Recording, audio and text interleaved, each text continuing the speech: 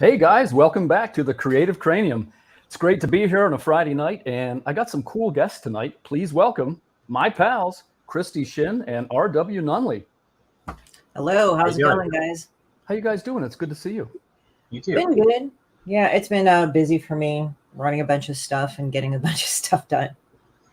Well, thanks so much for coming on the air, and I got some great questions for you guys. And as you know, in the comic creating space, the coolest kids are always the artists, and that's why I'm really looking forward to talk to you guys tonight.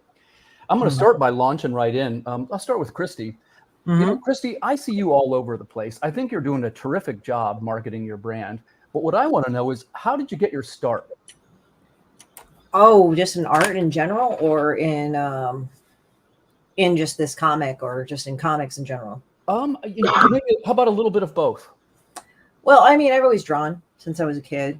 There was no question of what I wanted to do. I wanted to be an artist or a creative of some sort. Hey guys, what's up?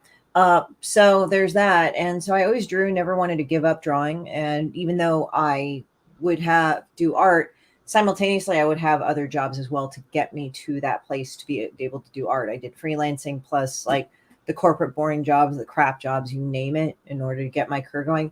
I did make a couple of forays into comics. They were kind of laughable in the sense that I just drew my own. I'm like, oh, this sucks. But when I went ahead and I did, started doing Demon Bitch and all that, and Personal Monsters, that's like about 5 or 6 years ago, Personal Monsters, and then Demon Bitch. And then it just kind of skyrocketed from there. Like I actually got a Ringo Award in 2018 for Best Anthology. Wow. Congrats, Christie. I didn't even know that. You know, for a while, I kind of was really low key about it because like I just kind of didn't. It's kind of funny when I won it. It's like I just found out the day of, and I'm like, oh, we were nominated. Holy shit! So like, there you go. I have a Ringo Award, and wow. And that's awesome. Congrats, buddy. That's awesome. Yeah. I mean, it's really great, and yeah. And so Demon Bitch has been really hitting it in the stratosphere right now, and I'm very, very pleased with that. Because it's like my biting social commentary, which I really love doing. I love laughing like a little jerk when I draw it. And then I have another comic series called Sepulchre, and that's more serious. And so Demon Bitch is about a low-level demon from the 13th pit of hell where people throw their dog shit in gum wrappers. And she wants to bring the second coming of Armageddon, but the first one never happened because she's a stupid piece of shit.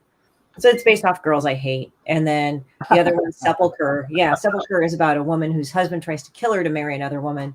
But he fucks up and she doesn't die, but she goes to kill him, but she's lost her voice.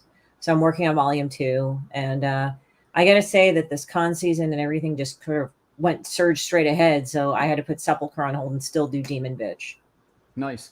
And, you know, I got to imagine for somebody at your level, it's a lot to juggle, right? I mean, it is what it is. Like I juggle a lot anyway. I mean, I'm also the president of Comic Art Professional Society, and we go and do that. So I've had fun with that. Yeah, I do swear a lot, but apparently I've been told I've been very nice. So, but yeah, so some of my friends have called me Demon Bitch, like they say it as my nickname. So I come on as Demon Bitch, and I guess that helps. So the Comic Art Professional Society that was started in 1977, that was from Mark Evanier, Don Rico, and Sergio Aragonés. Oh, wow. And we all know all those guys. Sure. And I took over as president about 2 years ago, almost 2 years ago. And we basically help people that are in the sequential arts, letterers, artists, letterers, inkers, writers, and we also take writers. I said with writers. Okay, inkers, letterers, pencilers, and writers. So we take that as well. And it's creatives, and we try to do a network where they can all interact with each other. We can find out about shows, find out ways to help each other. And I've been plugging us into resources like legal and distribution and marketing. They're not obligated to take it, but it's there. And we just welcomed our first international member, El Cartoon, about a month or two ago from May. And he is from Tijuana, from Baja California, Tijuana, Baja California. Cool. That's awesome. And we will have presence at Comic-Con as well. So how many years? Well, I guess that probably was not polite to ask how long you've been doing it. Yeah, I'll rephrase that question when I come back around. Okay, it's fine. So RW, or do you go by Randy or RW? Either or. I've been putting RW on the books. So, okay. RW, I'm going to ask you the same question. So, and I've been following your work a little bit too. Of course, we're kind of just meeting for the first time, but it looks terrific, man. And I'd like to ask you, how did you get your start? And also add in there if you had any professional training. Well, I mean, I did go to college for art, and but my dad, he was an artist also, and my uncle Brad was a real big guy in the local con scene. Oh, And okay. when I was a little kid, my dad, like, he was selling like pinup art and things like that out at the cons, and I got to tag along with him. And every once in a while, I'd get a few bucks to spend in the dealer room, and Nice. that's kind of how I found my first comic book, and got into that. So from a very early age. Can I ask you if you remember it, what was your first comic? It was Wolverine number 24. Oh, sweet. Ooh. Who is the artist, RW? You know, I can't remember, but I can see it plain as day. He's standing on the trash can with I think it's like making Madripoor, Singapore in the background with all the signs. Gotcha. Well, I will. I'm taking a quick look. The cover is. Let's see here. Right, penciler Federico Vicenti. Does that sound? Oh no, that's the 2021. I forgot. There's like 32 relaunches of Wolverine. Yeah. So, tell you what. Let's change it up a little bit. So, Christie, I want to ask you this. You know, hey, obviously a super intelligent person. Why art? Like, out of all the things you could have picked, why did you gravitate toward making art? You know, I think it's just what I do. It's just you know, sometimes you have. Oh, thank you, Mr. Fish. But Fish is yeah, the baddest. I love that dude. Yeah, Fish is cool. But I think it's just like I think there was this movie that Nick Nolte was in, and it's like you do art because you must. So it's like that's just what I did. You know, I wasn't really happy, and neither could I see myself doing anything else other than drawing. And I guess I was told that I was good at it, so I went ahead and did it. And so far as I know, like, people really love it. I mean, I like doing it, but I like doing it on my own terms. And that's the thing. What I think is interesting about a lot of artists, like, they need to go and do the whole thing about like learning how to do it on your own terms. That makes a lot of sense to me. Mm-hmm. I think especially you got a really unique style, right? It's not something that you say doing it on your own terms. I would humbly suggest you are definitely doing that. Yeah, I think it's funny because it's like, I think what is kind of not great, what we teach artists is that you have to be marketable. So to be marketable, you have to compromise like what your, why'd you pick such a hard career? I don't know if it's a hard career. I think any career in any context can be hard. You have to put a certain amount of work into it. It's just certain areas of work seem more noticeable to the naked eye or seem to flow into more of what it is. Like a doctor's being hard work. And a doctor, like, you're like, oh, they make good money, but they have a lot of very high loans to pay. It's a very expensive sort of education. So you only start making it like maybe in your 40s or 30s or 40s. Like, I mean, there's not a lot of doctors that are in their 20s and they paid off everything like that. That's not a common thing. And I think that's the same thing with artists on some level, because artists, you know, and also I think what doesn't help with art schools is they don't teach artists business. They kind of just teach them with the mindset of the cog in the machine. And I get if you're wanting to learn to be an animator or a writer or things like that. What kind of sucks is that, you know, because I went through college, I went to UC Santa Barbara for art, but it was a multimedia thing, whereas there's some other areas like Art Center, and I'm not disparaging anybody that has been through Art Center, but, you know, it's kind of a farm to make people work for, you know, animation houses, art houses, things like that. It's kind of like fashion houses. Like, you know, you have a bunch of artists or a bunch of designers that work for this one fashion house to continue on a certain type of style. And I've always had the theory, because especially in animation houses, and again, this is not making it okay for people to rip off artists. I want to say that. But sometimes I think some of the styles that they teach or imbue into you, and also if you're doing animation, because I did study animation for a short period of time, it's easier to rip because the simple vectorization you can do. Like you can rip it that. So I sometimes wonder if that has something to do with it. So interesting. Yeah, I mean, that's what I've noticed, because like when you go look at, you know, Illustrator and other things, like you can do different things with artwork to reproduce it or to do that. Like for me, like if I have to vectorize Demon Bitch, I have to go through a certain way to do it. But that's what I've noticed, is that it's a much more easier way for some of those styles to be reproduced. And also there's that question of AI art. Save that one, Christy, because No. I mean, that's a whole can of worms. And I do want to hear your opinion on that, but I got a question about that. Yeah. So with AI art and such, so it's like with certain styles, I think I just chose to draw as myself of what I was influenced with. That sounds like a boilerplate thing, but I was not influenced by things that were they were weird. Like I had my mom would take me, because we lived up in the Bay Area, to Stanford and all that, saying like, oh yeah, this is the school you're going to, right? Kind of thing. So we'd go to Stanford and the campuses were nice and everything. But then I would gravitate to the books for college kids, and they were fucking underground comics. Yeah. So I picked those up, and one of the first ones I picked up was Life in Hell. But I remember, nice. I remember Jimbo. I remember kind of a few other things. I'm trying to remember. There was this wrestler with a mask on that was like done in this really like heavy style, but it was just like I got into underground comics kind of like that. And then through my teens, I would actually get into anime, but I also got into things like the localization of Dirty Pair by Adam Warren and Torrance Smith, Appleseed, different things from Viz. Viz is still, I think, a big purveyor of anime right now and manga. They branched, but then there's also other ones like there was The Crow, there were some Splattergore comics I got into. This was in college. And I think like the main underground that I actually went into was the opener of Love and Rockets. Essentially, Love and Rockets kind of opened the door. I've always liked weird shit anyway, but then it's like I got more into The Crow at that time because the movie also came out around that same time. And then there was Dead World. If people don't, I love Dead World, man. That's not one of the big ones, but I was a fan. Oh yeah, like I'd say it's kind of like proto Walking Dead, except the zombies are sentient and they're pieces of shit. Because they hunt down people, and like so you had Evil Ed, which was the main zombie for quite a time. I think they killed him off at some point, but at that time, and then you had Lady Death, but you had Evil Ernie first of Chaos. So there was that. Hey, Mr. Fish, what's up? Mr. Fish, what's up, buddy? Yeah, so it's like there's that too. So it's funny because I didn't, and then I had Cry for Dawn. Cry for Dawn was really good too. Love the artwork. I think that was the artwork and the storytelling was really good. And then it's just like I kind of did the corporate thing and just thought, oh, I just could do art for a while. Then I kind of got reignited into comics, and here we go. There we go on that. But as I said, it's been interesting. I've always loved the medium.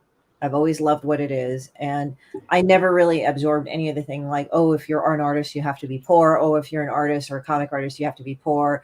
I don't believe in that. I think you can make a lot of money doing what you love. You just have to do it smart. Right.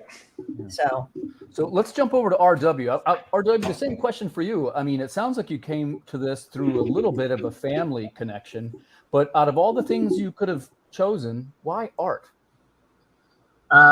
Well, I mean, it was the only thing I was really good at, Okay.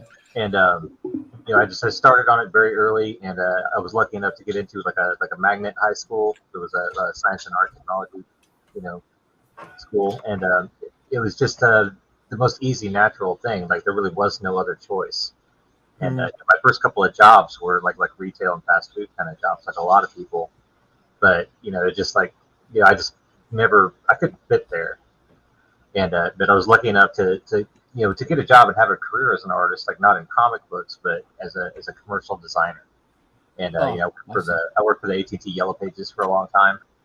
And now I'm the lead 3D artist at a company that makes like emblems for cars and boats. Oh, nice, interesting. Mr. Fish, welcome, buddy. It's so great to see you. What's up, man? It's fun to be on this side of the show again. I was hoping you would jump on. In case you didn't hear, unfortunately, Laurie can't be with us tonight. She had an emergency come up. Hope everything's going okay. So if you don't mind, Fish, we're just going to call you Laurie all night. That's fine. I mean, I fill in for her when she's not on UHS, so I've pretty much just gotten used to being called not Laurie.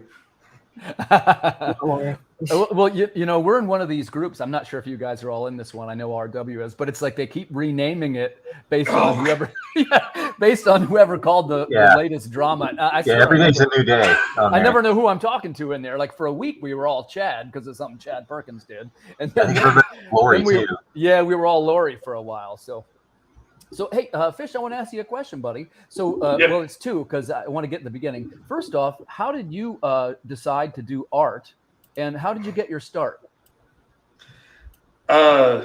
a lot like Christie said, there really wasn't a choice. I mean, I was an artist. That's just, I always have been. And I mean, and in the beginning, all that meant was I was the best artist in kindergarten, which means like I could draw the best dragster out of a triangle and 2 different size circles. Right. But I put little scribbles at the back for smoke, so that made me better than everybody else. But, you know, that little bit of praise was enough for me to hyper focus on it and not do anything else for the next 40 years. And, you know, that's it. It's just who I am. I mean, it's how I think things through. It's how I work through problems. I draw it out. And I've been making money as an artist since like junior high when I started drawing people's D&D characters and stuff.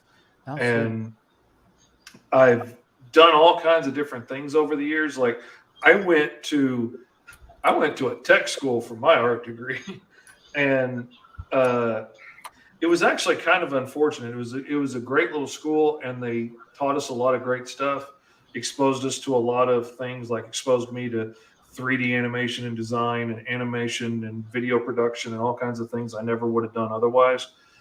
But being such a small school, I was the best artist they'd ever seen come through, and everybody was so busy telling me how awesome I was that nobody was willing to say, oh, by the way, you need to learn the fundamentals of how to make a good demo video, or it doesn't matter how talented you are, you're not going to get a job. And, you know, everybody's just like, oh, you're so cool. Not, you need to work on this. You need to do this. You need to finish that project, not start a new one. I wish somebody would have kicked me in the butt. I could have really used it. You make a good point in the sense that, you know, and I don't know, I don't want to speak for anybody. So, and viewers, feel free to disagree with me if I've got it wrong.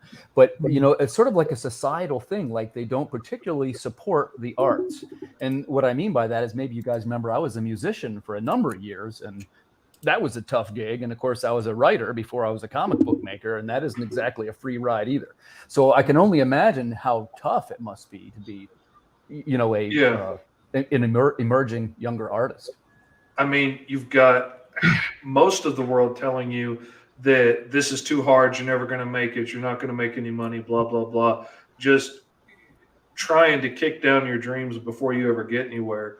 And then you've got that weird other set of people that are so hyper excited for you that they're willing to hold on to any drawing you do on any napkin because they're going to get rich someday because they know you. And they're like, nobody's ever going to pay for that drawing of a dragon I did on notebook paper in junior high, but if you want to frame it, go ahead.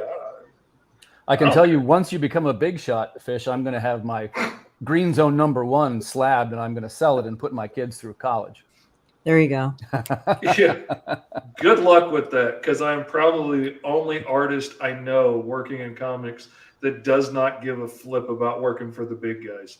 Like, that is not my goal. I only really I've always wanted to be an indie comics artist.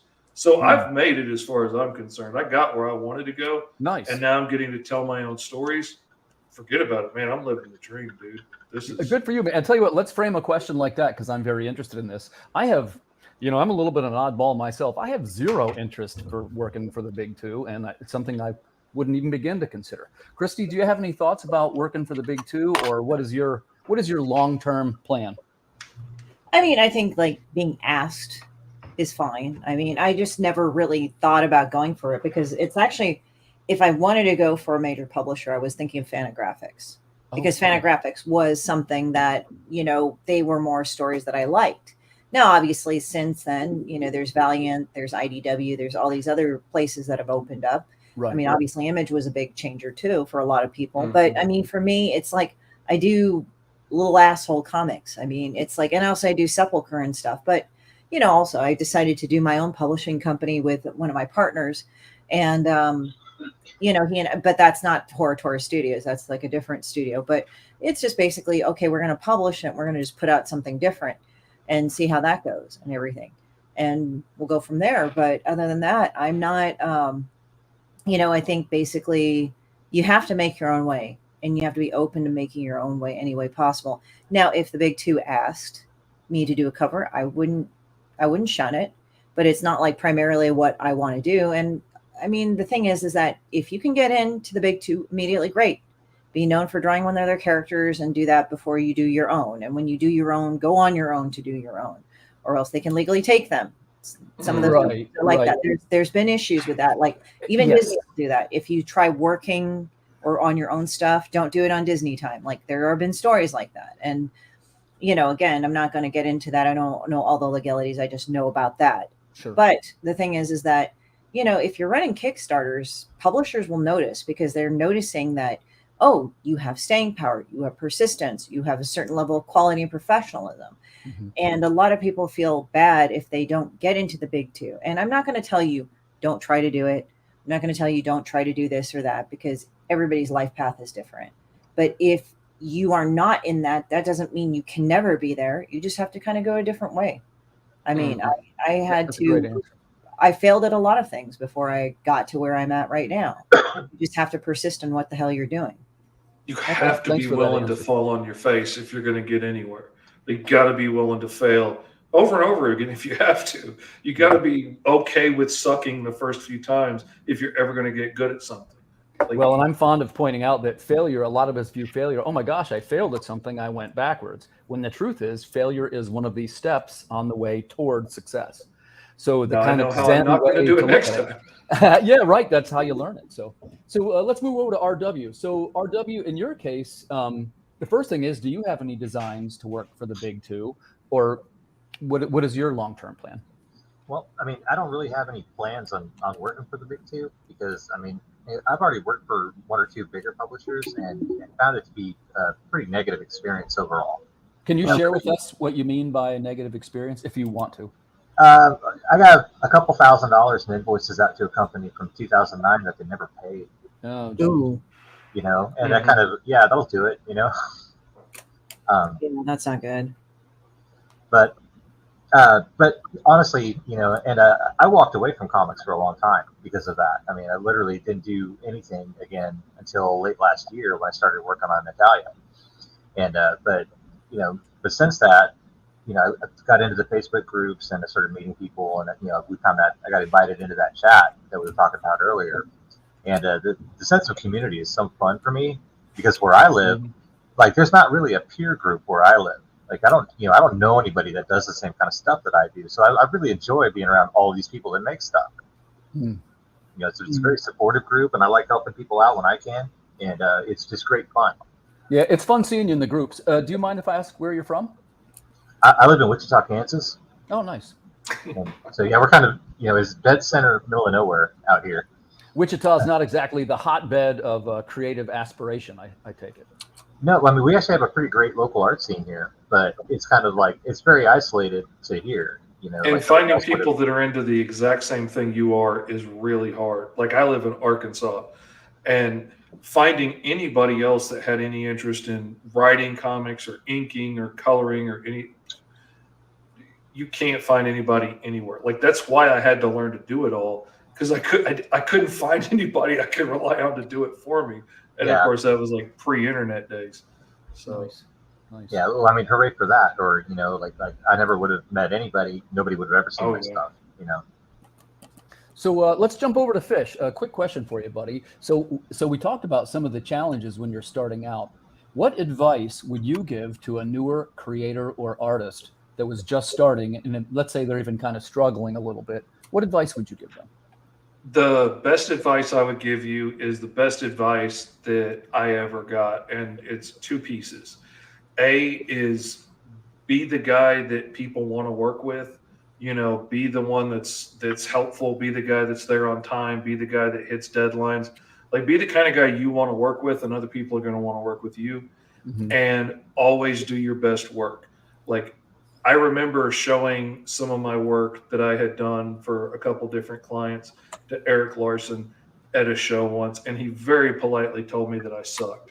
And, and I had all kinds of excuses, like, you know, this and that, and there wasn't a timeline, and this guy was a jerk, and he looked at me and he's like, the reader doesn't see any of that, and you're not going to be standing over their shoulder making excuses.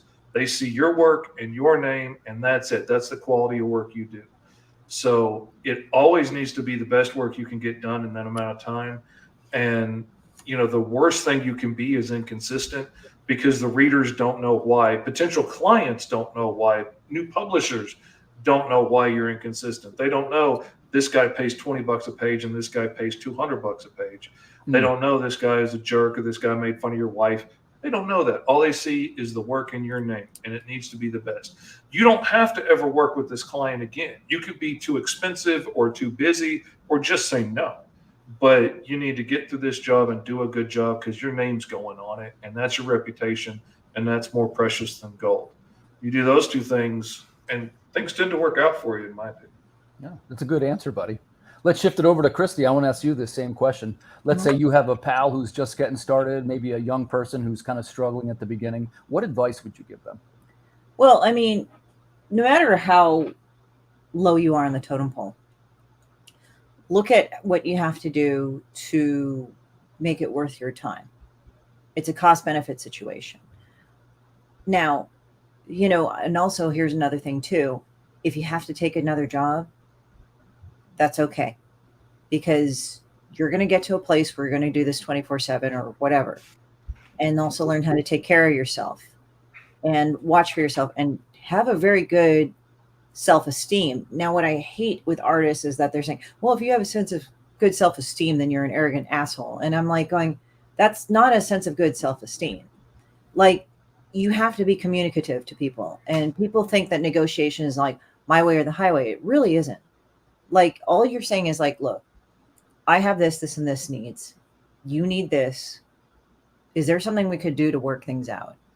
And that's all you really need to do. I don't know why people are taught that, you have to do these things, like you have to kiss butt or whatever. Like, nobody will respect you.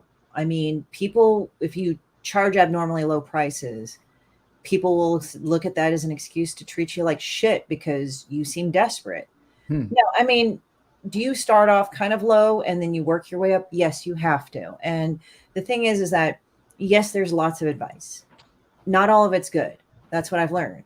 So what you have to learn is like, take the advice that seems to resonate the most, not the ones that you think that feeds your ego, because everybody thinks that, but don't take the ones that just make you feel like shit. Like, if you really don't feel you're going to get anything out of it, honestly, then don't take it. And I'm not trying to say, and this does not always include stuff you don't want to hear, because there are times you will know, like, you hear this and you're like, I don't like this, but they're right.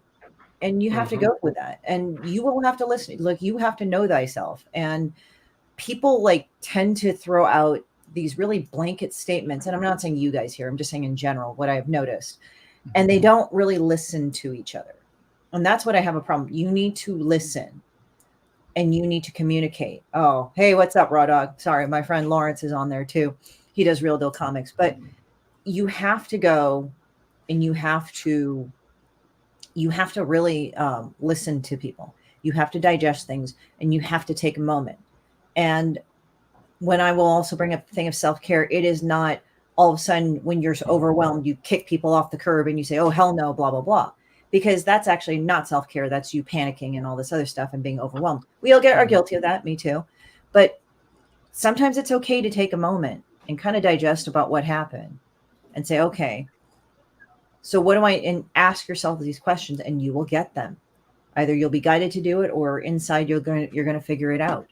And I think as you go along, you will trust yourself more on that. And you do have to understand that if you don't have a good feeling about a certain situation, you don't have to take it. There's going to be another situation that will present itself. And the thing is it's like you should always operate from a thing of self-esteem and a high regard for yourself. And again, that might make me sound like, oh, you're teaching artists to be arrogant. It's like, no, arrogant artists that I've noticed are blowharding everything else, but making excuses of not to improve, not to listen. They're not usually the best of listeners, and they're usually assholes. And if you're a person that says, oh, well, I am only going to pay you $5 a page. Well, no, I know that if I'm starting out, great, but I need to eat. This is not going to fulfill my needs. And this is way below even starting wage. So no, thank you. And I have noticed when you say no to people like that, you will have more room for people to pay for stuff. You don't have to be a jerk about it. Like, for example, when I was selling my sketches, and at the time I was selling original sketches for $20, just random stuff like color studies, random sketches, things like that. And a guy came up to me, picked up one of the sketches and said, "Oh, I really like your sketches." I said, "Oh, thank you." And then he said, like, "Well, how much are these selling these for?" I said, "Oh, they're $20 a piece." And he said, "Oh, well, I was kind of hoping you'd sell it to me for lower." I said, "Well, what do you mean? How low?" And they said, "Oh, $5. I said, "I'm sorry, no." And he just put my things down and walked away. Now, I've seen way too many artists say, "Well, okay, I'll talk." No, don't get talked down. You do this thing where it's like you work within somebody's budget. Yeah. That is very different than being talked down from your level of work. Would you go and sell your $100 painting, for example, for $20? No, you spent what you felt worth $100 into that painting. Now, if they wanted $20, I said, "Well, I can give you a sketch. Well, I can do this. What are you willing to do for that amount of money?" And if you're not willing to sell it or do anything for that amount of money, then you don't have to take it. Something else will happen. And Thanks for that really thoughtful answer, Christie. Yeah. I mean, I've been there where I haven't had the best economic situations. I've been there when I've been broke. It is very tempting to do that, but you have to hold out because that's a certain level of regard of how you're to be treated too. Good answer. Good answer. Let's move over to RW. RW, how about you? So you had a little bit of formal training as well, and a little bit of family background you mentioned. If you had, let's say it was, somebody in your family, or like a general example, a young person just starting and they were struggling, what advice would you give them? Well, I mean, I guess it really depends on what they're trying to do. I mean, are they trying to start out in comics? And if that's what they're doing, I'm going to steer them right to the most helpful place that I found, and that's honestly the online community and Facebook groups and subreddits, because that's you can just you don't even have to talk, you can just listen, and you're going to learn so much. Right. But the question that I get asked the most is from other artists, and they're and it's a frustrating question. It's like, can you teach me how to draw? And it's like, yeah, here's 40 sketchbooks, fill them all up, and when you're done, you'll be better. That's really the only way you can do it, is just get in there and get after it. Yeah. I mean, as I said, it's like you can't. It really depends on you. And also there's a lot more cost-effective situations. Like people go, "Oh, I have to be an art center." It helps the name. It helps with the networking. But really, there's a lot of atelier art classes that will enable you to get your AA. Even go to a community college, for all your GEs, if you're really dead set. Because what's great, I heard actually they still do this, because that was back in the day when they did it in college, but I'm glad they still do this. Take your community college courses, and then you can go to any 4-year that you want. Yeah, and I think people really underestimate the value of that formal education, because you learn things there in those studio environments that you just don't get anywhere else. And you get challenged by other artists and pushed into doing other things you haven't tried before. Yeah, formal critiques by your co-students that they kind of teach you how to do that properly and how not to just be rude about it, but also how to accept criticism. And people that haven't kind of been through that in a structured environment, they take every criticism like it's some kind of terrible insult. Or they think it's it's the gospel truth. There's two unhealthy extremes that I found too. Because in my career, when I took everybody's criticism, then my work turned out to be shitty. And I'm not trying to say don't take criticism, guys. This is not a thing to say, "Oh, don't take criticism." You will learn the difference between criticism that is constructive, that's for you, and then there's just people that just say whatever, and it may not be for you. And that's one of the hardest lessons, because I took every piece of criticism seriously because I was taught that in art school. And then my art was crappy because I followed everybody else and I really didn't listen to myself too. And again, I'm not telling you, if somebody criticizes your work, you have to tell them to go fuck yourself. Okay. Don't. You will know the difference between what works for you in terms of constructive criticism and what doesn't. My mom told me, "Oh, draw Hello Kitty because you'll make money." I obviously have no interest in really drawing Hello Kitty. So a little bit off-brand, Christie. Well, I mean, yeah, and the thing is that I don't really like drawing lines like that all the time, super precise. Because if you look at it, they have. I mean, when you look at any cartoon character like Mickey or Hello Kitty or the very pop culture type cartoons, they literally have proportion charts of where you have to, and color keys. So you have to keep that. Yeah, you have to keep that consistent. So, again, but it's not something you want to do. You have to ask, is this what Is this alone going to get me where I want to be? Is this what I really want to do? And I think those are perfectly fine to ask yourself. That's why I say definitely do some quiet time. Take some time to yourself and figure that out and reflect on it. And again, I just warn people, don't go to extremes. Don't eschew every bit of criticism, but you don't want to go and say, oh, well, I take every piece of criticism and then why am I not succeeding? Because your art is you. You have to remember it's you, and how you want to do it is that. It's like, yeah, I got criticized by a classic Archie artist. I wanted to go tell him to go fuck himself. Well, okay. How he told you, maybe that's kind of a little bit much, but if you don't want to draw Archie, you don't have to. Like, and is that advice going to get you where you want to go? Like, that might be great advice to get to work at Archie, but if that's not where you're headed and not what you want to do, it doesn't matter. My mom gave me all kinds of advice of the kind of stuff I should do. And my bad guy shouldn't be so mean, and it shouldn't be so violent, and it should be much nicer. Nobody wants to buy those books except well, I'm my glad mom. you brought that up, Fish. Hey, could you expand on this a little bit? I was just talking about this, and I'll just quick say my point, and then I want you to expand on this. There's a little bit of a tendency where bad guys are a little bit watered down these days. And what I mean by that, the language is cleaned up. There's certain kind of scenes that people are uncomfortable seeing. And I personally prefer really vile and evil villains. Could you tell us a little bit more about what you think about that? Oh, I want believable villains. That's what I want. Like, you could be a gentleman and still be a bad guy. You could be polite and be an absolute monster. Like, but we need to see that. And, I don't think we have to be like super nasty or vulgar or stuff. Like, most of my stuff I keep to where, my whole family can read it. But that doesn't mean that I can't have terrible people doing terrible things and have vicious, bad, scary bad guys. I don't show a whole lot of times that people are holding their insides. But, every once in a while it's necessary to get the point across. Sure. But, I've got a story planned for one of the villains in Green Zone. I don't want to go in too much detail, but, it's going to be a background story that you start to see sprinkled throughout other stories, and you're going to see just what a monster this guy is. And, I want to just tell everybody. But I'm so excited about this story. But it's going to be really disturbing when you see all those little pieces put together and realize what he does to this guy. And it's going to be horrific. Yeah. I'm going to look forward to that, Fish. I love your stories, and you got my attention already. So let's steer back to art. I'm sorry, guys. I sort of veered off. No, that's fine. It's a force of habit. And I think I'm back to Fish here. So a quick show of hands, or however we do it. Do you guys sell art at conventions, and is it prints or sketches? Both. Christie, how about you?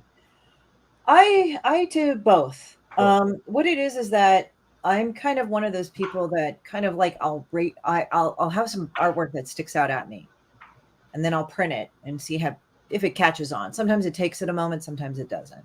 Or somebody will say, "Hey, I really like that one. Can you get a custom one made from? Can you put me a custom print of that?" And I think that's fine, and then you could go and I found ways to kind of market it where it's like, I like cat print because they actually have really good prices. And you can do an individual print. So let's say if I do a run of 10, but I want to do one of the same print, but with holofoil and all that stuff, they will do that one print for you. And the prices are pretty good. They're from New York. I've had to deal with them, and their shipping is great. I like them as well. Also, it's just sketches. So I do both. And gotcha. What are the things that are better sellers? This is probably going to be different for all three, so I'll go around the room. What for you, Christie, is the best seller at your conventions? I would say prints, like the 11x17, because number one, nothing would piss me off is that I would buy a print and it would be so unevenly framed. Like, this is what I mean. They're not standard frames. Like, I had somebody bought me a print and it was 11x18.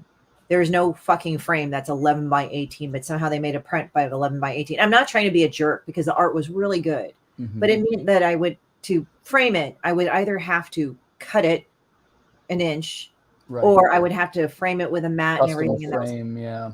I mean, some people are willing to do it, but custom framing is really expensive. So I looked like go to Michael's, look at like, or Hobby Lobby or wherever you live next to, like a craft store, see what frames are most common. So there's 11 by 17, 8 by 10, 8.5 by 11, those things. You look at the most common frames that you can see and make your frames to that.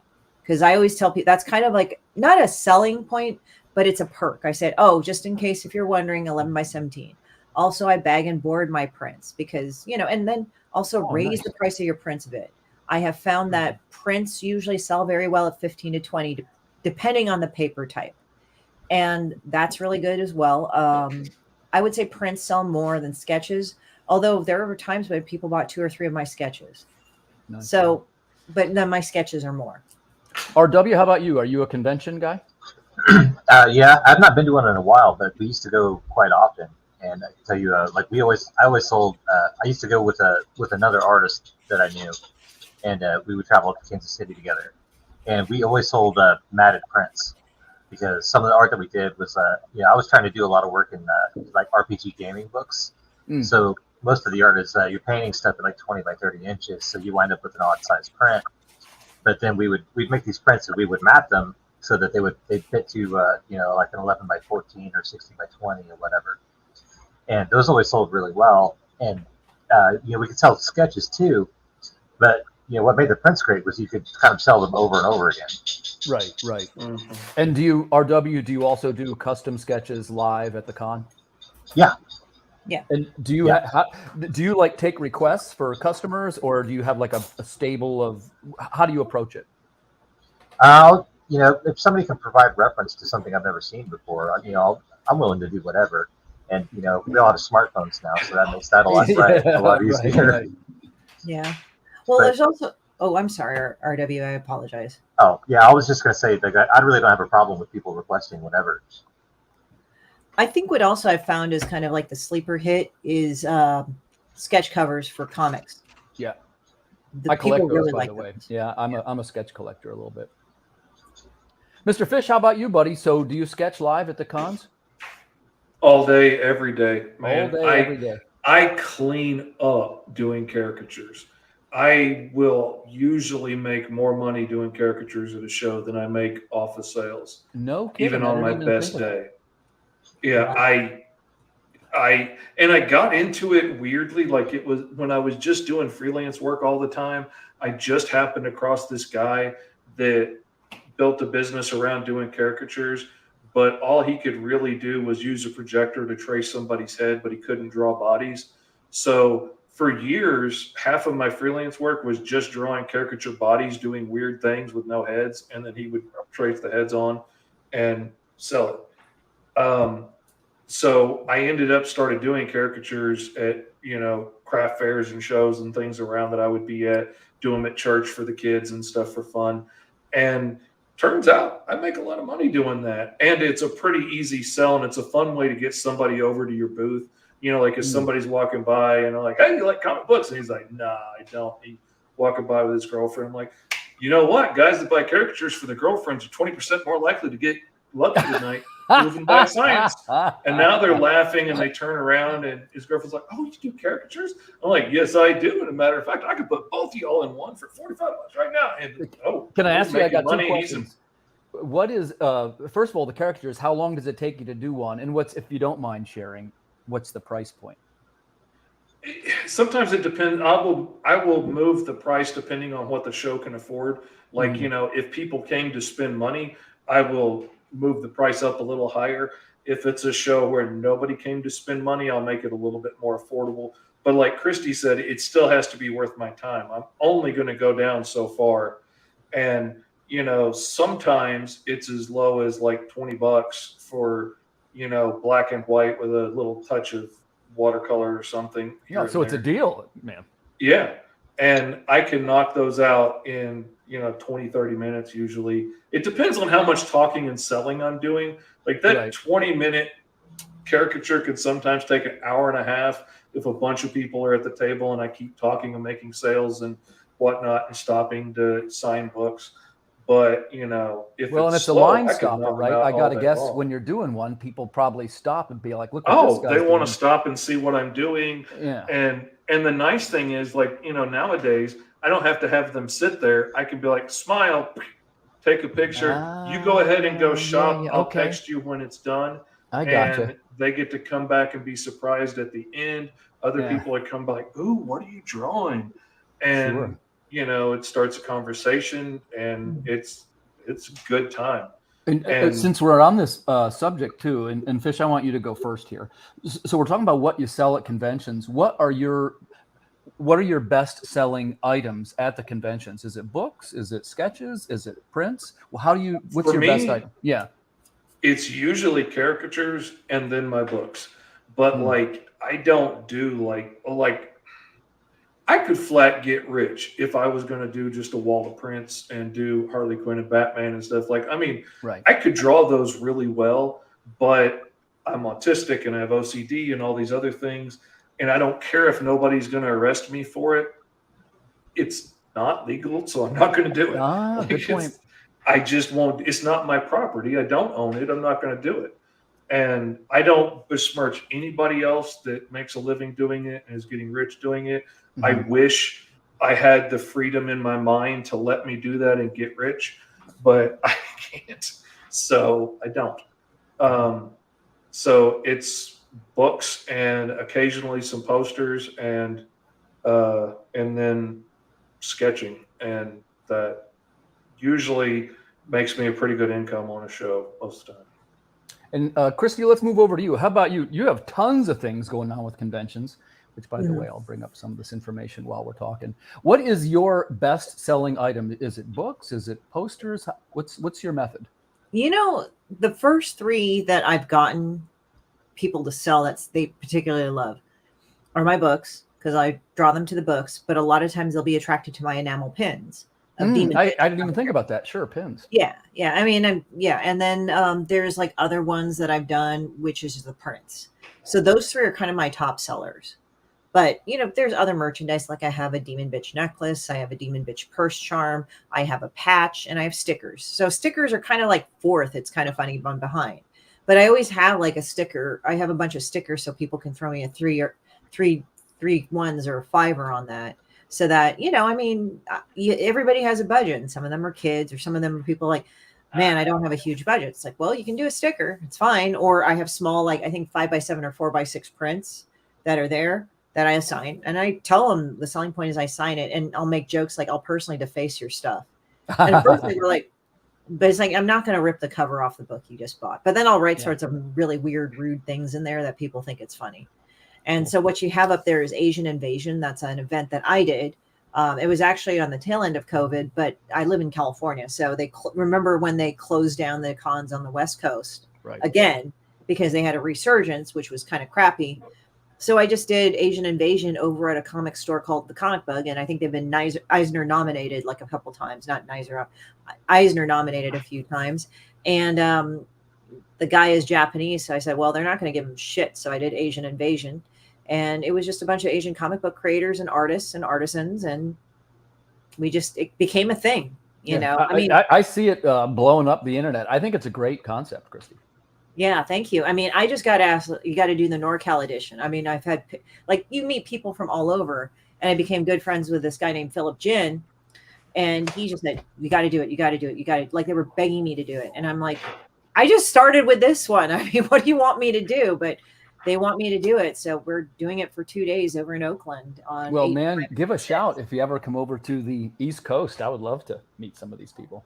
I'm trying to make my way over there. I will say this about like the comics community. I know Fish is part of that. I know you're part of that, but like the way we promote anything that we're in is awesome. Like, even though if I may not see it, just because I don't think it's because of them being lazy, it's just that the whole, social media algorithms, but I know they're doing it. It's not a question of me yelling and screaming at them. Oh, did you do it? Nobody did it. They're actually really good at doing that. Oh God. It's a pretty good idea. I mean, it wouldn't be bad. I mean, I'm not averse to it. I'm like, oh my God, we're just going up to doing NorCal right now.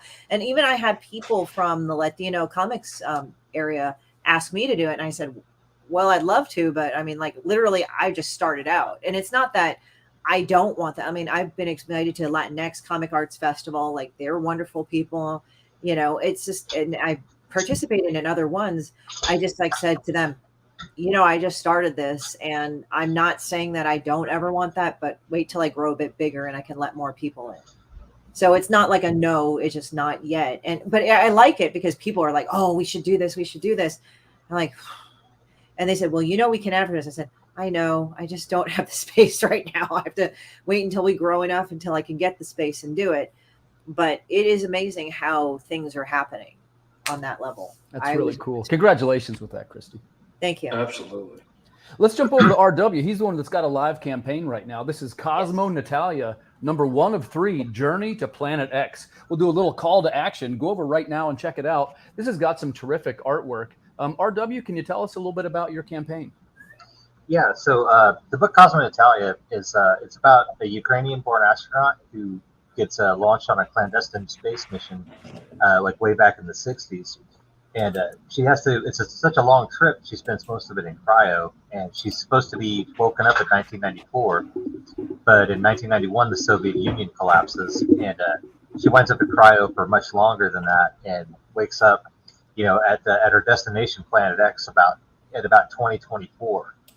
And when she wakes up, she encounters this American spacecraft, and she has no idea what's gone on, you know, back on Earth. And, you know, things have changed quite a bit. But, you know, they get planet side, and, you know, there's all kinds of stuff down there. There's space dinosaurs and sentient fungus in the water. And there's a warlord there named the Cranium, who's hell-bent on taking the Earth that he views as always having been his to begin with. It sounds terrific, man. I love the angle of Planet X. For those of you that didn't know, I used to be a retailer as well. I had a comic book store that was called Planet X. So that's a name that's very near and dear to my heart. I love the art style that you have going here, RW. And so you're with Dean Page, right? Or how's he affiliated with this? So Dean Page and I kind of, we cooked this up together based on a drawing that I did about a year ago. And he kind of helped me write it because I'm not a terrific writer all on my own. So, yeah, so Dean's role, he's the co-creator and writer. Okay. I followed his other book, The Return of Jake Sunrise, I think it was called. Yeah, that's how I met Dean. As I helped him out with that campaign, also doing some of the promo art and his sculpture. Oh, gotcha. Yeah, he seems like a good dude, man. I wish you the best of luck with this campaign. Viewers, if you get a chance, go over and check it out. There's some terrific artwork there. That's Cosmo Natalia, Journey to Planet X. I love the title. Thanks. So let's jump back to Mr. Fish. What do you got cooking, buddy? I just finished up the Kickstarter for the Mighty Caw, and I have just sent off the order for all the books. Now that Kickstarter finally released the funds, and my bank finally decided to give them to me once they got them. I hear you, man. Came over that holiday weekend, and I'm like, the whole time I'm like, did I put the numbers in right? And so I got them. I just sent the order off to get shipped out. I'm waiting for the sketch covers to come to me so that I can draw them, and then I'm going to ship them out. And then I'm starting to work on the next issue, and I'm hoping to be able to push people over towards my Patreon as more of a subscription service, because the next couple issues of Caw are going to get released there first. And then how many issues are we talking? I'm probably going to do like the next 2 straight to Patreon, maybe even the next issue of Green Zone, and then offer it to Kickstarter, because it just takes so much out of me to run a Kickstarter. I can't really do anything else during that time. I could have done 2 issues of Caw while I was running that Kickstarter. And so if I could just make cool books and send them to the backers, I could get Caw out every month, no problem. But having to stop everything for like 6 weeks and make a Kickstarter and pitch it and be on shows. Hey, I'm your confession. You know, that takes I hear you, brother. I hear you. And, you know, we get some folks that watch this broadcast to get creative tips and to learn from smart people like you guys in this room. And that's one of the things that people don't mention a lot is that, how do I want to say this? The craft of making and producing and fulfilling a Kickstarter is another set of skills entirely, and often it takes much longer than making the book does. Man. And like, I mean, I just spent 3 days going over the lists and triple checking everything to make sure that I was giving the printers, because I'm having the printers do the fulfillment for me this time around, that they had the right list of address with the right, list of stuff on there. And I never really was an office guy, so spreadsheets are kind of foreign to me, and it took a little bit of figuring out to get it all right. And I have OCD, so I got to check everything a whole bunch of times. Yeah. And that took like 3 days to get that. It took me 3 days or a little bit more for this cryptid book. I just finished it yesterday. Mm-hmm. There's a lot to it. Like, that's why I signed Green Zone with FSK to publish it for me, because I know I'm not good at that. I know that part stresses me out, but with Caw, I really wanted to push into that fear and not let it stop me from doing it. Mm-hmm. And, I don't like anything that keeps me from doing something because I'm afraid. I'm gonna buck up and do it anyway, eventually. And so I did it, and I'm making my way through it. It was stressful, but I did. Congrats on that book, buddy. I mentioned a couple of weeks back, I think it looks terrific, and I'm a fan of your projects. I can't wait to check it out, and we'll swap reviews when these books come out, and we'll share them on the air. Absolutely, man. Let's jump back to Christie. She mentioned something earlier that I wanted to talk about, and I wanted to make sure we spent some time going over a subject that's kind of serious, and it does affect the art community. And I want to get the perspective of some artists who I respect, which I've got some of them in this room. And there's a lot of, make sure I say this correctly, there's a lot of noise being generated about mental health and how we need to protect ourselves. And it's a little bit called the comics broke me movement. And for the people that maybe are not familiar with it, there's some artists have been sort of overworking themselves, and to the point of where it not only affects their health, but allegedly there's even a poor fellow that may have kind of worked himself to death. I'm not going to comment on that because I don't know all the details, but Christie mentioned how important mental health is and how important it is to take care of yourself. How many friends have we lost in comics? Well, that's what I want to talk about. And Christie, if you could share with us, first of all, what's your thoughts on this movement? And second, any tips that you might share for people so how they can protect their mental health, if you would like to share that. Well, first of all, I would say, as an artist, if you're a creative, learn business. It is very important to kind of learn how to do business, how to do contracts, and to know if you're going to deal with a corporate situation, business and learning about business would help with that too. Even if you're not corporate, okay. But I mean, I'm just going to be very frank. What I did not like in some ways, and again, this is not saying comics broke me, that people don't have a legitimate issue, because yes, there is an issue of artists not being paid very well, or other creators being screwed over or whatnot. I have had personal friends that have gotten screwed over by very terrible publishers doing very shady things. I want to make that clear, that that's a horrible thing. It should not be something that's the norm. But what I will say is this, is that we had the old guard in that, and I'm not going to name companies or names or anything. I'm just going to say that the old guard, where they did really crappy things to artists and other creatives, they did not pay them their due, and artists had to go and actually, Neil Adams was one of them, like had to go and start yelling and screaming. Image had to step up and do it. It's like, no, the thing is that I'm not saying that no one will advocate for you, but nobody knows how to advocate better for you than yourself. And I think people are taught not to do that on some level, or they're taught if they go at it alone, they're helpless or whatever. And I've been in that situation a lot, not necessarily that, but I've been in situations where I've had to stand up for myself because no one else would do that for me. And I actually came out really good, because it's like I spoke with my own authority about myself, and people need to understand that. There's also another thing too, is that, so you had the old guard doing their thing and screwing over people or whatnot, the whole corrupt system, quote unquote. Then you had the new generation coming in. No, we need more equity. We need this, this, and this. And then it turns out that a lot of those companies that are run by those people are doing the same thing, if not worse. So that's the big hypocrisy nobody is talking about.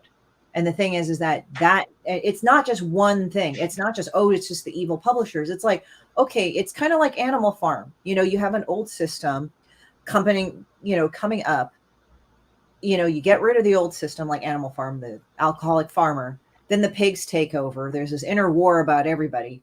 And then the pigs end up, if not worse, than the actual original people.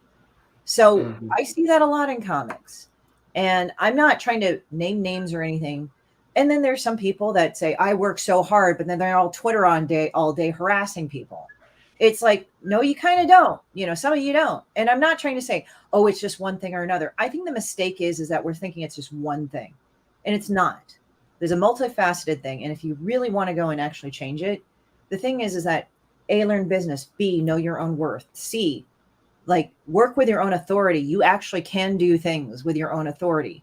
And it's like, I mean, you will be surprised. Like when I did, like recently, somebody swiped some artwork. It was actually fan art that I did of Ursula. Yeah, I saw that. Yeah, I put it up on there, but yeah, and I did every fucking facet. And again, I wasn't even planning to do it. I just did it to be fun, you know, like whatever. But I mean, they had Disney, so I just said, okay, you know, this is what I'm doing. So I sent every agency that I knew of after these people. And I took suggestions, but what I did not listen to is people saying, well, you know, they're going to go and do it again. Like, no, they're fucking with me. No, they will not deal with this from me, and I will not deal with this from them.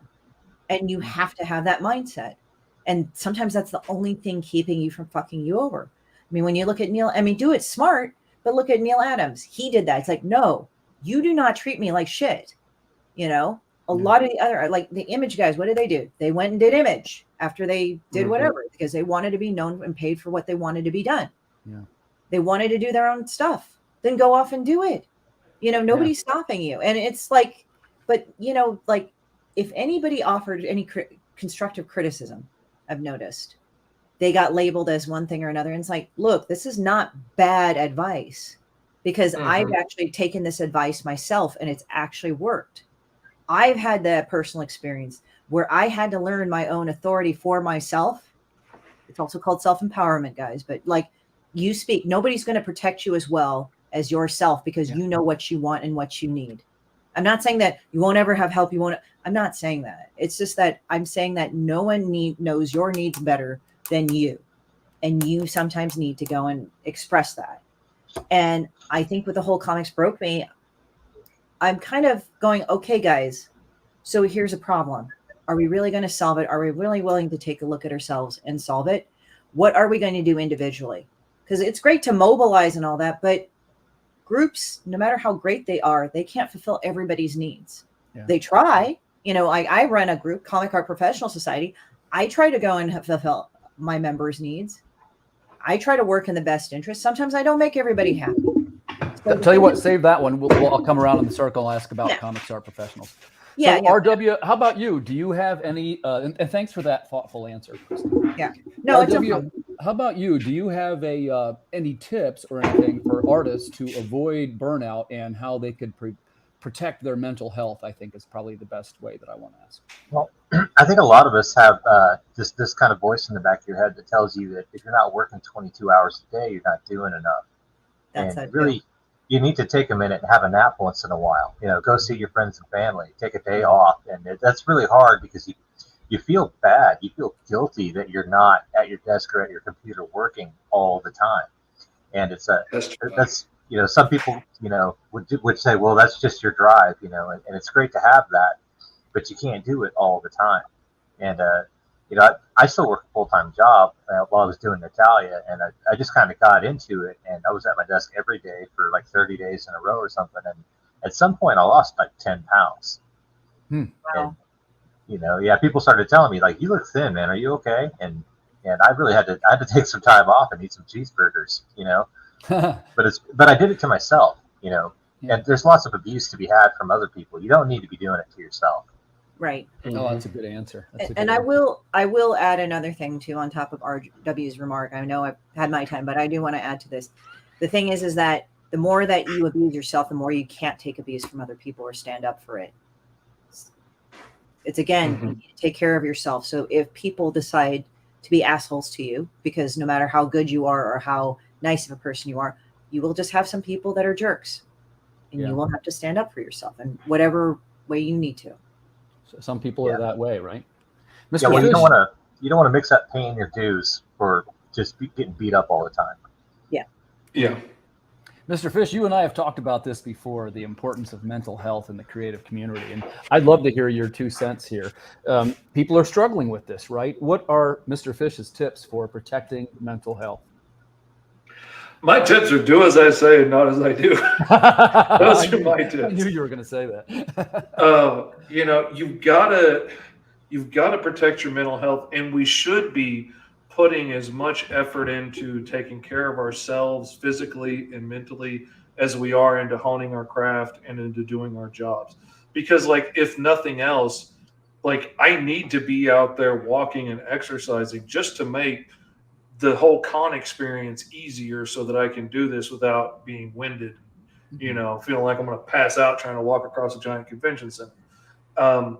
We should be taking care of our mental health so that we can do this work for a longer part of our lifetime and not die early from a heart attack, because we worked ourselves to death. And I'm the worst about it because this is my full-time job and I work from home, I'm always at work. So I might as well be working because I'm here. And I'm, also living with a neurological disability, which a lot of people don't realize. And by the time I've been working for 12 hours all day and I'm tired and I'm shaky and I can't make it to the kitchen to get, a plate of food and come sit down without dropping it and not being able to see anymore. So my wife brings me my plate and I eat, and I'm too shaky to walk across the house and do laundry. I'm too shaky to go put the new mailbox up that she's been asking me to do. I can't really physically get up and do a lot. So I might as well sit here in my chair and keep doing some more work, because at least I can get a little further ahead on the next mortgage payment while I'm sitting here. And so a lot of times I work straight through until bed, get up and work straight through till bed. I'm constantly, mentioning, like, we can't let ourselves be treated like manga artists and be worked to death. And then I recently was shown a schedule of what one of these manga artists has to work. And I remember thinking, as they were talking about his schedule, it's like, God, what would I do with 3 whole hours to myself a week just to do what I wanted? And then it hit me after fantasizing about what I do with that 3 hours. I was like, that's not good. I need to change something. I think, I think the thing is that I think also figuring out your own energy workflow seems to help with me too. I don't know if that works for everybody because, and again, I apologize if I'm jumping in, but it's like we're taught, if we're stuck at our desk for 24, like with artists, you got to draw all the time every day and everything. And then I started getting numbness in my arm and everything. And then I'm like, this is probably not good. And at one point I did get tendonitis, not from drawing, but from an office job. But then I realized that if I were to get it, and I think after that episode, it was like, it wasn't severe where I got permanently damaged, but now it's like, ooh, if something is like not comfortable, my body's like, oh, hell no. But the thing is that what you learn is that I understand my work schedule. Sometimes I'm super prolific in art and I'll go with it. But then if I'm not, then I can just use this time to rest and regroup. I just have a quick comment that I'll share, and this pertains to the other writers out there, which is stop pitching the deal to artists that they will get paid after the Kickstarter funds. I don't know why anybody takes that deal. There's many, and by the way, I realize there's all kinds of different ways to make a book. This is one man's opinion. I don't think it's fair to the artist to make that proposal. The reason why, there's many things that can affect a Kickstarter funding that are beyond the creator's control. So what you effectively get is the artist has done typically all the work and maybe not gotten paid at all. So artists, that's my tip from Tim. I wouldn't take that deal if it was made to me. Look, everybody in my group gets paid up front. Yeah, I mean, that's good, man. One guy, he was a writer and he talked to me about Kickstarter because I think he had only done one before. And I'd done 5. 4 were successful. The first one failed. And he asked me, well, like, okay, I just got a job. So should I just go and just do the thing with the funding of this? And I said, just make it simple. Just look at it at this timeline. Work at your job, make enough money to pay the artist for all the pages that they need to do. That way, because I've seen it, I told him I've seen it happen where it's start, stop, start, stop, start, start, start, stop, start, stop, And it's like, if you want consistent flow, Just get enough money, budget enough money to pay for an artist and for all the work for that particular book so it doesn't get held up, and then do your Kickstarter, because you always want to have your book done before the Kickstarter. Yeah, At least 99.9% done. Yeah, that's a great tip. That's a great tip. And, you know, look, I say this as if, and again, don't hear that I know what I'm doing. I don't, right? I'm flying by the seat of my pants. But I've done 6 of them now. And one of the things I've learned is that I have too much anxiety to say, hey, go ahead and fund my Kickstarter, and then I'll finish my book.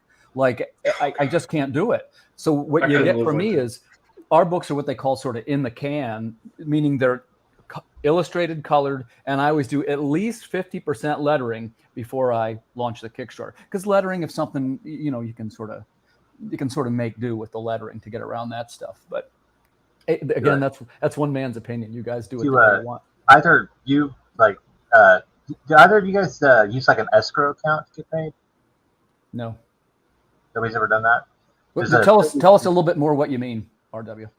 Well, because like you don't really want to pay your artist if you never work with them like in full up front, and then you know, like they might not have any impetus to actually do the work after that. But you can actually put money into an escrow account where it's secure from both of you, you know, until the work is complete. Sure. And you know that you're going to get paid like a contractor. You're going to get the work. Yeah. It's, I mean, I personally like to work on a milestone basis because I feel like it's more fair for me and the person I work with, especially if we don't know each other. There's a lot less risk for everybody involved. Yeah. Right. Yeah. I love that. I'm one of the weird ones that I've been lucky enough to find a group of great clients that are all like, it's a prepaid basis with me, but I also offer a big discount for people that prepay in full. You know, it can be $50 a page off if you prepay for a book in full. Wow. Which to me essentially is like what I would be paying a manager or something to be out there hustling for me every day anyway. And this way I can end up with a whole lot of prepaid work ready to go, scheduled. And I'm not worried about, like, if I'm doing pages for Tim and he's caught up at work and can't check them today and can't give me an approval to go forward and I'm stuck, there's another job I can start working on. I always have prepaid jobs. I don't have to just go out there hustling like, hey, Christie, you need any work today? RW, hey, is there anything I could do for you? And I spend my whole day hustling for work and not get anything. I've always got work to do, and it works out great for me. They get a good discount, and they know I'm going to produce. I'm going to get the books done. Like, I'm a known commodity for these guys, and they've got plenty of books to do.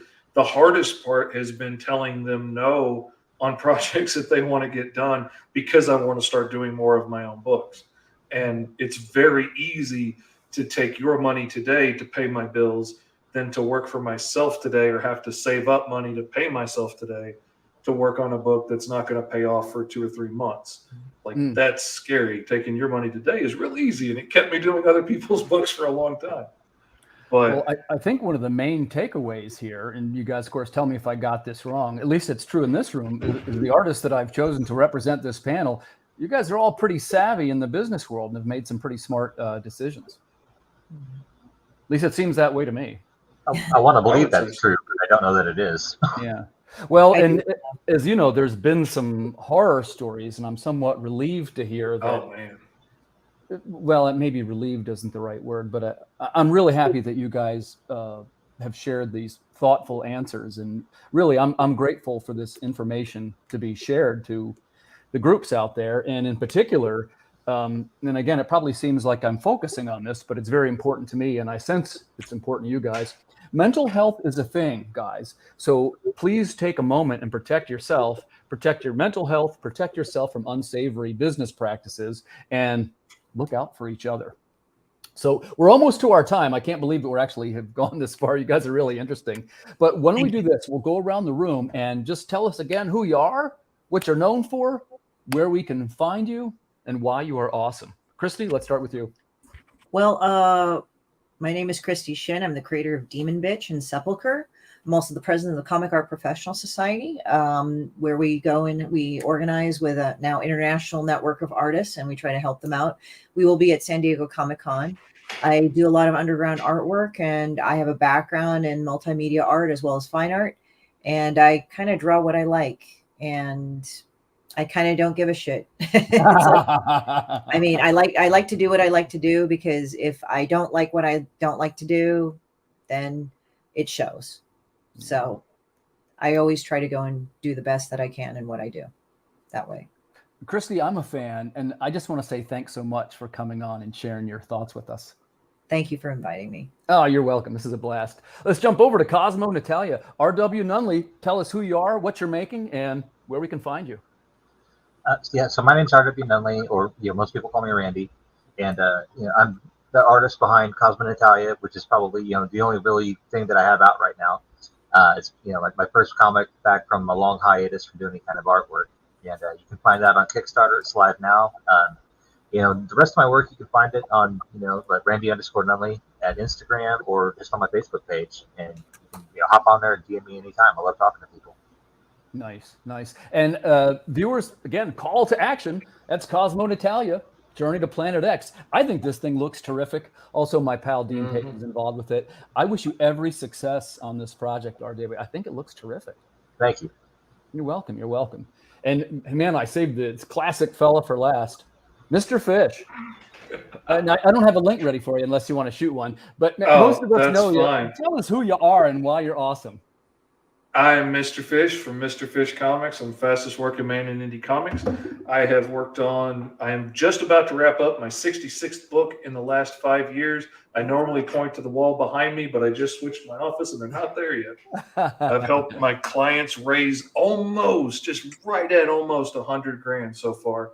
And I'm also the writer and creator of Green Zone Life in the Blocks and the brand new The Mighty Call, the Cro-Magnon. And you can find me at Mr. Fish Comics on all the social medias and the onlines. And I'm on Patreon now too, which you can sign up for as little as like $15, get the physical books sent to you. You can even sign up if you want to get a regular commission from me. There's a couple of slots for getting a regular monthly commission. If you've been one of those guys that want to get a cover or a pinup or want to get one page a month out of me, that's a good way to do it. Cool, man. And Fish, thanks for jumping on, man.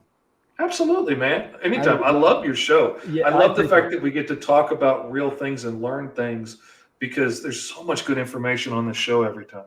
Well, and thanks for saying that. Is I'm fond of pointing out I'm not that smart a fella, so I like to learn things from people like you, and it's how I figure it out. And my goal is that maybe people that are watching it, they can pick up these tips that'll be helpful to them. So in closing, I just want to say thanks again to my terrific guests, Christie Shinn, RW Nunley, and of course, Mr. Fish Comics. Man, this was a great episode. Thank you so much for your thoughtful answers. It means a great deal.